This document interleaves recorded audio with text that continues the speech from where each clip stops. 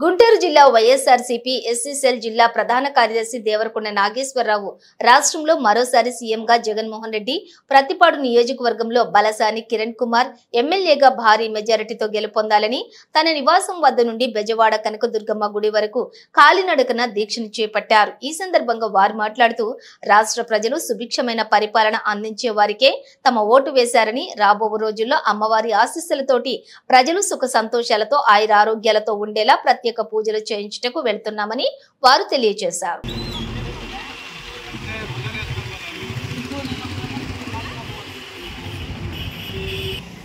Ready చెప్పు గారు. YSR party తరఫున జగనన్న ముఖ్యమంత్రి కావాలని మేము కోరుకుంటున్నాం. పాదయాత్ర కూడా చేస్తున్నాం. కృష్ణానది స్నానాలు చేసిన దానికి సిద్ధమయ్యాం.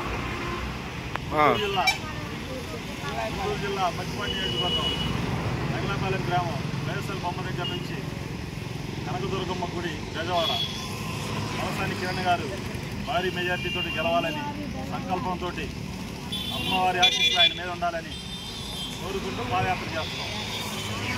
జగన్మోహన్ రెడ్డి సీఎం అవ్వాలి, మళ్ళీ రెండోసారి ప్రమాణ స్వీకారం చేయాలని.